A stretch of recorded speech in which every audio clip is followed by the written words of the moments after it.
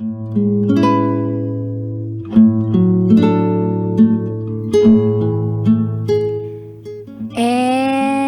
now, it's time for DJ Rocky's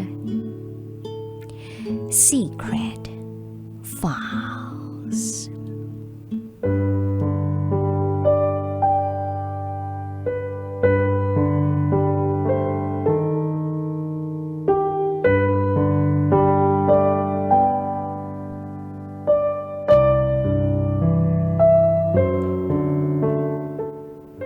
Hindi kita siniraan sa kanila kahit sobra mo kong nasaktan.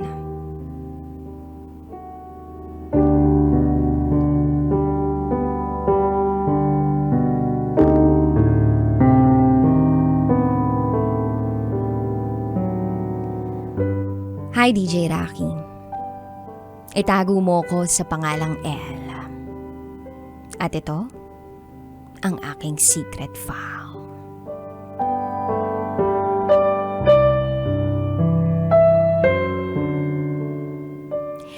I was in 2 years and 6 months LDR. But a week ago,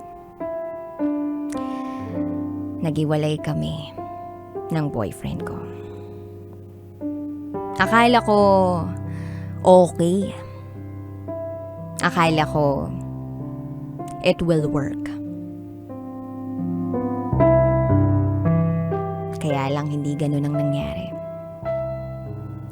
6 months na lang sana magkakasama na kami. Pero ang sabi niya, hindi na siya masaya. Sabi niya, hindi na siya sigurado.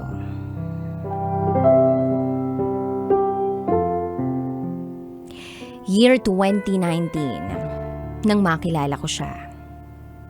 6 months din bago naging kami. Ma-effort siya.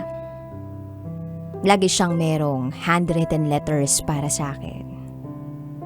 Binibigyan niya ako ng mga regalo. At hindi lang para sa akin yung mga regalong ibinibigay niya, kundi pati na rin sa mga anak ko. Yes, DJ Rocky. Tanggap niya na single mother ako. At ramdam ko naman yun. Na totoo ang pagtanggap niya sa akin at sa mga anak ko. Kaya lang, months after, nalaman kong nagkabalikan sila ng long-term girlfriend niya. Hindi ko man lang namamalayan. Ang lumabas ay inagaw ko raw. Ako raw ang nanggulo. At yung kampo nung long-term girlfriend niya, inaaway na ako. Nilalait ako. At pati mga anak ko. Nilalait nila. Nanay na raw kasi ako. At hindi raw ako matatanggap ng pamilya ng lalaki dahil may anak na ako. So kahit wala akong kasalanan, lumayo ako. Dahil sa stress, nagdesisyon kami na wag nang mag-usap. Ang sabi ko, ayusin niya muna ang gulo niya. Then, 3 months after, umayos. At tinanggap ko siya uli. Kasi mahal ko Mahal na mahal ko. Siya kasi yung nandyan nung ma-diagnose ako na meron akong cancer. Until maging okay ako, siya yung andyan Binigyan niya ako ng singsing at mga sulat. At yung mga sulat na yun, buwan-buwan akong nakakatanggap. Super close na rin sila ng mga anak ko. Daddy na nga ang tawag sa kanya. At masayang masaya ko dahil doon. And then year later, naging cold siya sa akin. Sabi niya, busy siya sa trabaho. Marami raw inaasikaso. At pagpasok ng taong 2022, hindi na siya tumatawag sa akin.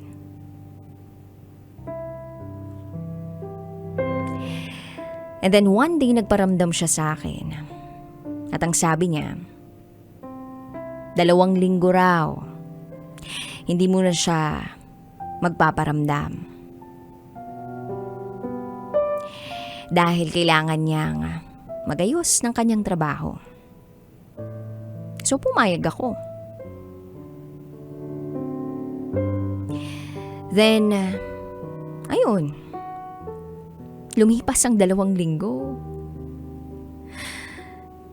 Bigla na lang niyang sinabi sa akin na hindi na siya masaya at hindi na siya sigurado sa akin.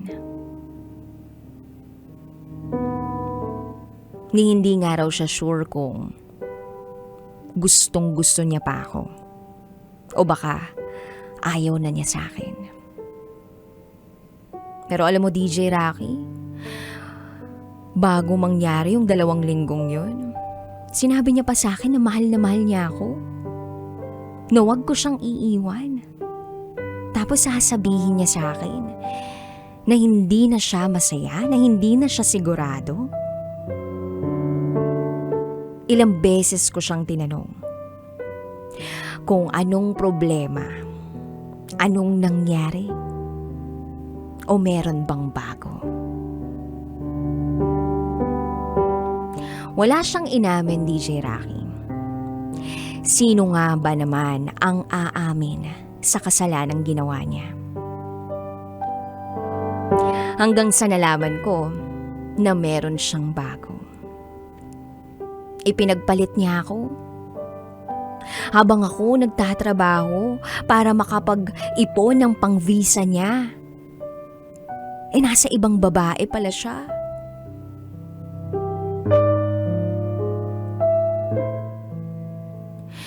Tapos, nag-sorry. Sabi ko nga sa kanya, kahit wag na sa akin, sa anak ko na lang ikaw mag-sorry. Ang masakit dito, DJ Rocky, yung mga anak ko hinahanap siya.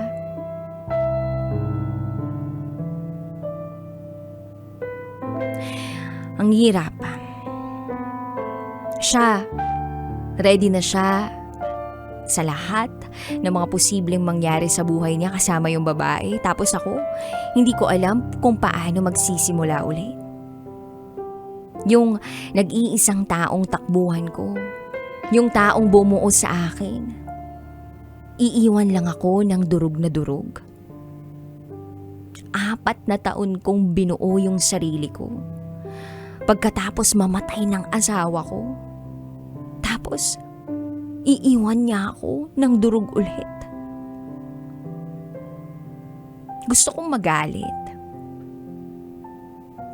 Pero sa puso ko, kabutihan pa rin yung hangad ko para sa kanya.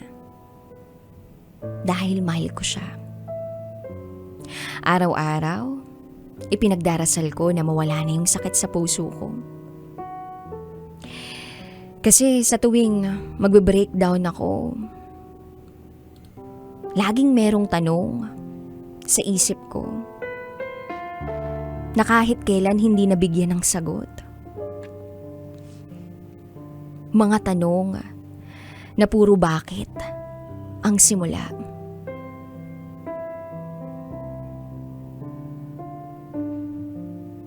Ni hindi man nga lang ako pinaglaban. Ganun pala talaga, no? Meron talagang tao, nagigising na lang sa umaga na wala nang maramdamang pagmamahal sa'yo. Kahit gaano mo pa sila sinuportahan, sa lahat ng mga dagok sa buhay mo o buhay nila. Pag gusto ko ng iwan, iiwan ka talaga.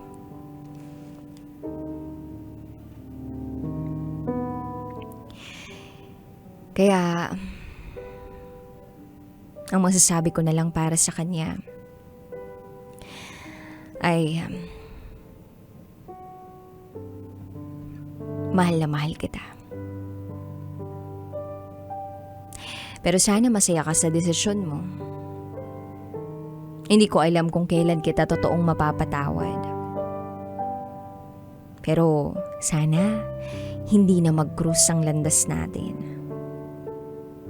Kasi hindi lang naman ako yung nasaktan mo. Pati yung mga anak ko, na ikaw naman mismo ang nagpalapit ng loob. Hindi kita siniraan sa kahit sinong tao, kahit sobra mo akong minahal, at kahit sobra mo akong nasaktan.